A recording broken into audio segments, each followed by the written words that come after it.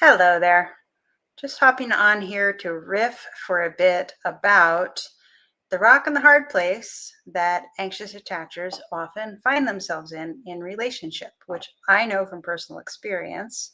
And I have found a way out, a way to create heartfelt intimacy with your partner. Anyway, we will get into this. I am Shauna White, heartfelt intimacy coach. And that's what I specialize in is viewing relationship through the lens of viewing communication through the lens of energy flows and pressure dynamics, which I learned from working with horses really intensely for 2 years straight. And also that on top of that, 29 years of applied spiritual psychology, which means not talking about spiritual beliefs, but really getting to the nitty gritty, grounded, experiential. How does the psychology of the human being work from the perspective that we are extensions of divine love? Because when you don't have that piece, psychology gets really weird, where people start trying to prove psychological theories by shocking people and testing how their nervous system works and other kinds of weird science like that. So that's why I don't subscribe to normal psychology, but I'm getting off track. We're going to go back to our topic, anxious attachers and the rock and the hard place that they so often experience, which is that on the one hand, if you're an anxious attacher, on the one hand, tell me if you've experienced this.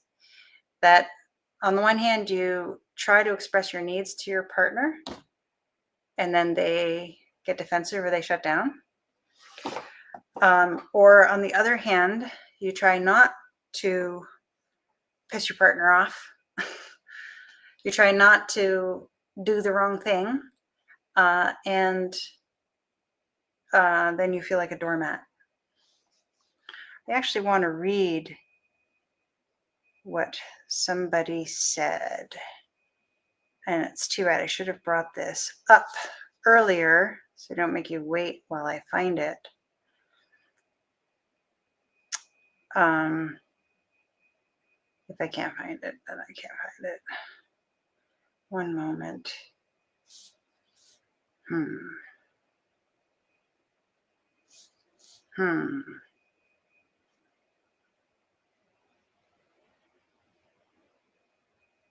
Okay, here we go. This person says, I need some help understanding this topic. Let me know if I'm overthinking. I have an anxious attachment style that I'm very aware of and wanting to fix. It stems from childhood abuse and abandonment, which I'm very sorry to hear about. Let's say, for example, I have a boyfriend and I text him in the morning and he doesn't text me back until much later that night. Now I'm triggered and anxious. So I sit and try to think about why I'm feeling triggered, and I come to the conclusion that it's because of an unhealed childhood wound that leaves me feeling rejected or abandoned. And then when I assess what I need in that moment, whatever that may be, it's my responsibility to provide myself with that need, because I'm trying to fix my anxious attachment, which means I need to not rely on other people to fix me, essentially, or to fill a void. So it wouldn't be right to conclude that my partner actually isn't doing anything wrong. So wouldn't it be right to include that my partner isn't actually doing anything wrong and that I'm just projecting my childhood trauma onto the situation? People keep telling me that when you assess your feelings and what you need, if your partner isn't meeting that, then you should leave.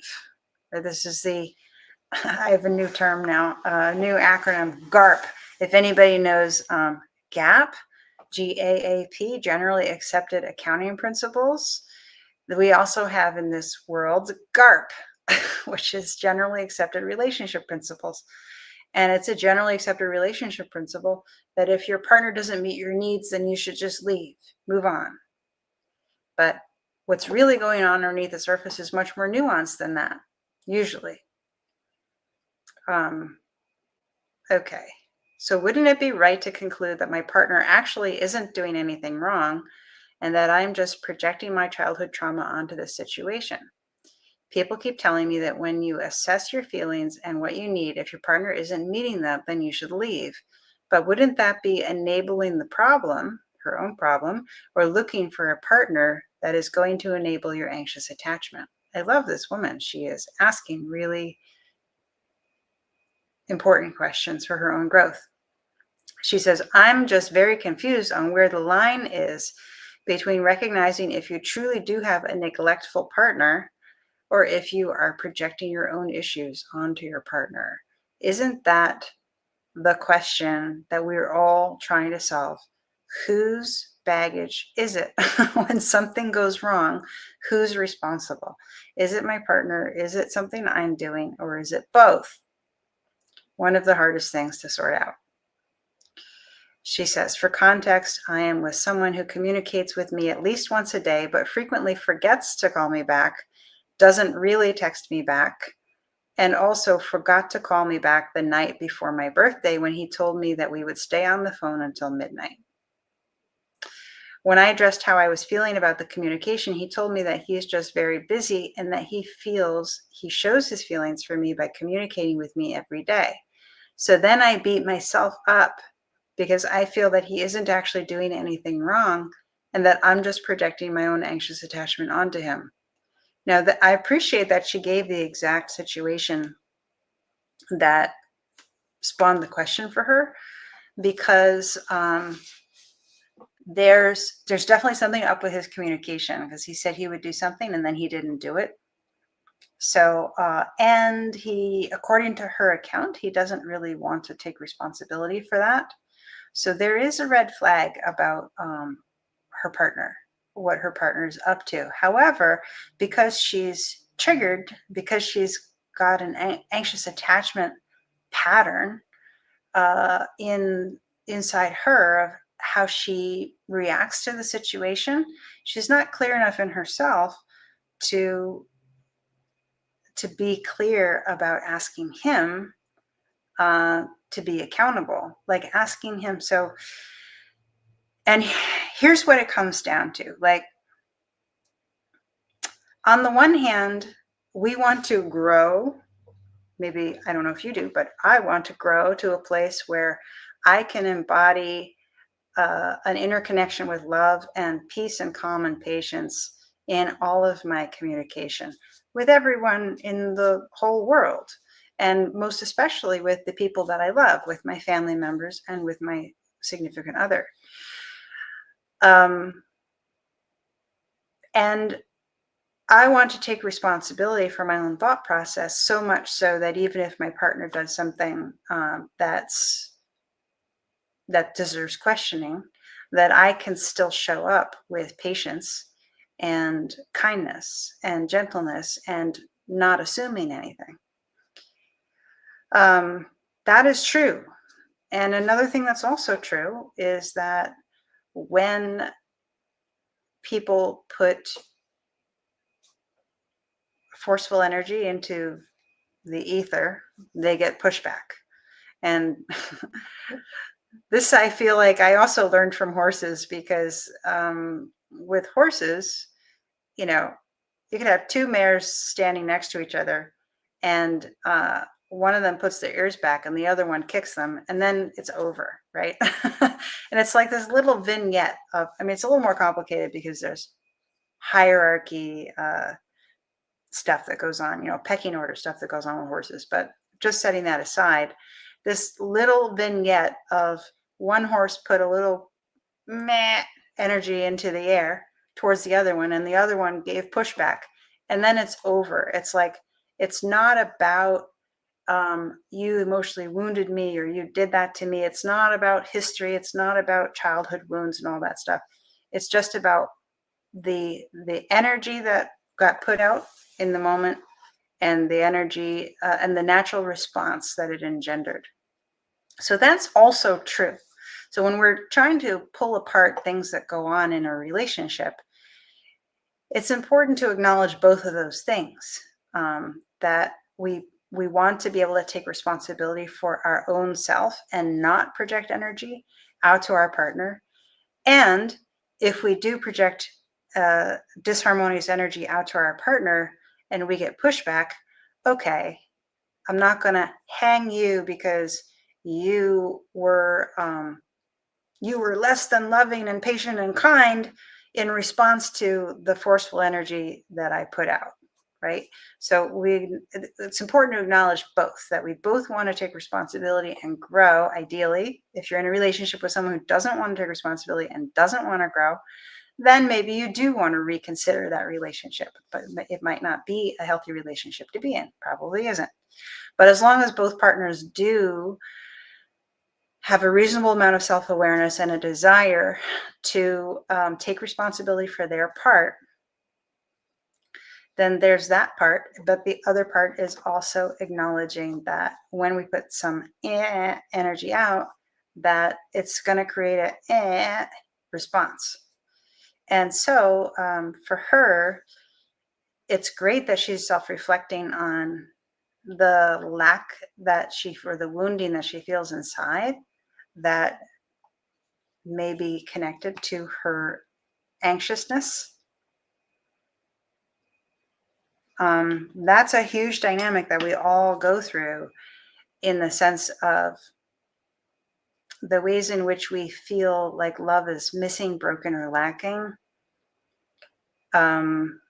We try to compensate for that by controlling the situation to make the situation fit with what makes us feel comfortable and reassured. And that's a reasonable emotional survival strategy. No one is to blame for doing that. That's what we are taught how to do. However, the fountain of really deep connection, like heartfelt intimacy that flows naturally, comes from unraveling those dynamics so that we can be with our partner deeply engaged without trying to control them at all. And that's what's inside that anxious attachment. And the other thing I want to say is that the way attachment theory is presented, at least in the most popular resources that I've experienced, it's presented like you have a certain attachment style. You are an anxious attachment style person, or you are an avoidant attachment style person, or some resources have more complex versions of those things, or you're secure, right? That's the other one. But what I've observed and what I've experienced is that it's not really about me and my wounds making me an anxious attachment style person all the time in all situations, or making me an avoidant attachment style person in all situations. We definitely have our strengths and our weaknesses in our self-awareness and communication and courage. So that there might be a consistent pattern there. But what my observation is that the attachment style that we display depends a lot on the communication dynamics in the relationship. So if you're experiencing anxious attachment in your relationship, it's probably has a lot to do with what's going on in the communication dynamics. For instance, for her, she acknowledges that she sees herself as an anxious attachment style person. However, she's also with someone who is not standing by his word.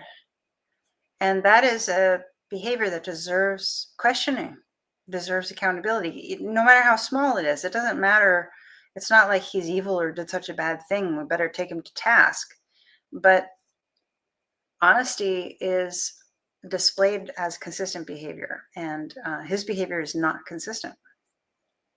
And that deserves to be questioned. But because she's got such a charge on it and so much emotion for her, she knows she's doing something wrong when she tries to say something to him about it, because she's bringing the anxious emotion and putting that energy out towards him, and then she gets pushback. And she's smart enough to know that she did something wrong. And please don't take the word wrong too hard, because what I mean by right and wrong is right is in alignment with love. Wrong is when you're out of alignment with love. That's all. It's not bad. When I say wrong, it's not bad. Okay. And when I say right, it's not good either. It's just a neutral discernment of how aligned with love that behavior or that energy is or is not, right? That's what right and wrong means when I say it. So she knows she's doing something wrong because she knows that she's communicating through triggered energy. But the other option that is available to her right now, then, because she can't figure out how to communicate without being emotionally charged, the other option available to her is to let it go without questioning it. And that puts her in the position of being a doormat. And that doesn't feel good either, because then there's no self-care, or there's a neglect of self-care. In that case, she's experiencing that something off happened with her partner. And for her own self-care, she would like to question it, but she doesn't feel like she can, because she can't do it without being inappropriately emotional, or, bringing unwarranted emotion to the table for it. And he objects to her unwarranted emotion, and she knows that that's wrong. But so she's stuck between a rock and a hard place. There's a third option. The way she's trying to solve it is by acknowledging her anxious attachment. Good for her. She's taking responsibility for her emotion.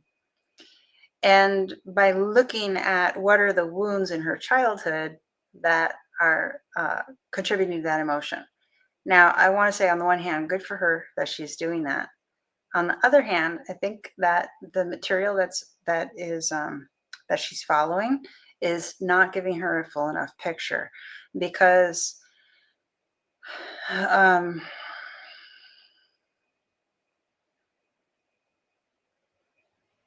looking back at her childhood wounds to try to understand how she's feeling is not giving her enough information, because part of the information is what is the inconsistency in his behavior.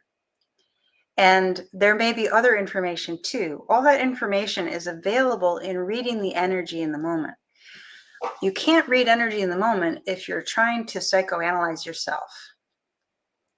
Reading energy in the moment will bring up anything from the past that needs to be dealt with. So if it is true that her childhood wound is a factor in that trigger, then reading the energy will help her to see that, and she'll be able to discern that with at this point with help, right? Because at this point she is not clear enough or educated enough in the nuances of reading energy to pull that out. But it's possible. My point is that you don't have to psychoanalyze yourself through the lens of the past in order to effectively bring a glitch in the road with your partner to full resolution. You can do it by reading the energy and addressing everything that's present in the energy in that experience.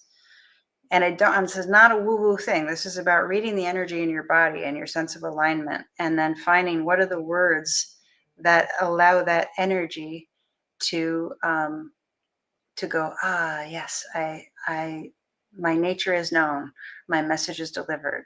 That's kind of how it feels when you really see what the energy is holding there. Can you relate to that? Or am I speaking hieroglyphics? Let me know in the comments. Okay. Let's see. There's one more thing I wanted to say here. Oh, yeah. Right. So here is where the third option is, right? Her options right now are either I project the emotion that I feel, or I swallow the emotion I feel because I know I don't want to project. And I don't actually address it because I don't know how to address it without being emotional. And she's trying to take radical responsibility. Good for her. The third option is to be able to practice a free and neutral energetic space inside yourself to come to those experiences, to be able to parse out the difference between, to be able to parse out what deviates from love and alignment.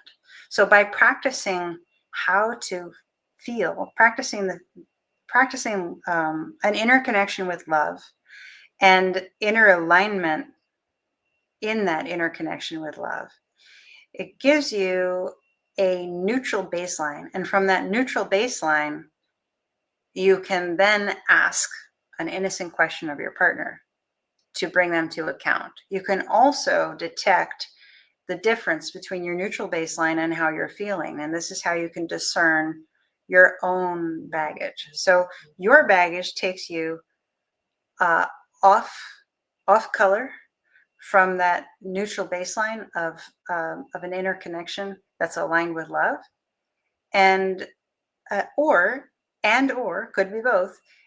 Something that your partner does can feel like doesn't make sense, but it doesn't disturb your inner peace, because your inner peace is not dependent on your partner, right? When you're practicing that inner alignment with love, that gives you the stability inside yourself so that you can come to the questions that come up in your relationship in a much more peaceful and innocent way.